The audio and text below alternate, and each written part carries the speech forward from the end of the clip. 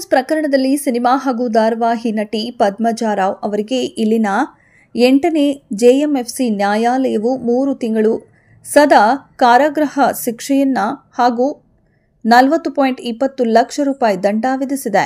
Tulu cinema ನಿರ್ದೇಶಕ ವೀರೇಂದ್ರ ಶೆಟ್ಟಿ ಕಾವೂರು ಎಂಬುವರು ತಮ್ಮಿಂದ 41 ಲಕ್ಷ ರೂಪಾಯಿ ಹಣ ಪಡೆದು ಆ ಬಳಿಕ ಹಿಂತಿರುಗಿಸದೆ ವಂಚಿಸಿದ್ದಾರೆ ಎಂದು 2021ರಲ್ಲಿ ನಟಿ ಪದ್ಮಜಾ ರಾವ್ ವಿರುದ್ಧ ಪ್ರಕರಣ ದಾಖಲಿಸಿದರು.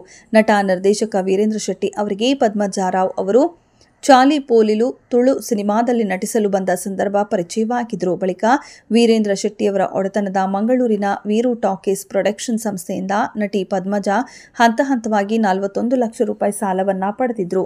ಸಾಲದ ಭದ್ರತೆಗೆ ಅವರು 40 ಲಕ್ಷ ರೂಪಾಯಿನ ಚೆಕ್ ನೀಡಿದ್ರು. ಪದ್ಮಜಾ ರಾವ್ ಮನೆಯಿಂದ ಚೆಕ್ ಕಳವು ಮಾಡಿ ಸಹಿಯನ್ನ ಫೋರ್ಜರಿ ಮಾಡಲಾಗಿದೆ ಎಂದು ಪದ್ಮಜಾ ರಾವ್ ಪರ ವಕೀಲರು ವಾದಿಸಿದ್ರು. ಆದರೆ ಇದಕ್ಕೆ ಪೂರಕ ಪುರಾವೆಗಳನ್ನು ಒದಗಿಸುವಲ್ಲಿ ಅವರು ವಿಫಲರಾಗಿದ್ರು. ಆದರೆ ಪದ್ಮಜಾ ರಾವ್ ಅವರು ಸಾಲ ಹಿಂತಿರುಗಿಸದ ಹಿನ್ನೆಲೆ ವೀರೇಂದ್ರ ಅವರು ಆ ಚೆಕ್ ಮೂಲಕ ಹಣ ಪಡೆಯಲು ಮುಂದಾದರು. ಆದರೆ ಬ್ಯಾಂಕಿನಲ್ಲಿ ಹಣವಿಲ್ಲದಿದ್ದರಿಂದ ಚೆಕ್ ಬೌನ್ಸ್ ಆಗಿತ್ತು. ಬಳಿಕ ಪ್ರಕರಣ ಮಂಗಳೂರಿನ 8ನೇ ಜಿಲ್ಲಾ ಮತ್ತು ಸತ್ರ ನ್ಯಾಯಾಲಯದ ಮೆಟ್ಟಿಲೇರಿತ್ತು. ವಾದ ವಿವಾದವನ್ನು ಆಲಿಸಿದ ನ್ಯಾಯಾಲಯ ನಟಿ ಪದ್ಮಜಾ ರಾವ್ ಹಣ ನೀಡದೆ ವಂಚಿಸಿದ್ದಾರೆ ಎಂದು ತಿಳಿಸಿದೆ. 40.20 ಲಕ್ಷ ರೂಪಾಯಿ ದಂಡ ಪಾವತಿಸುವಂತೆ ಪದ್ಮಜಾ ರಾವ್ ಅವರಿಗೆ ನ್ಯಾಯಾಲಯ ಆದೇಶಿಸಿದೆ.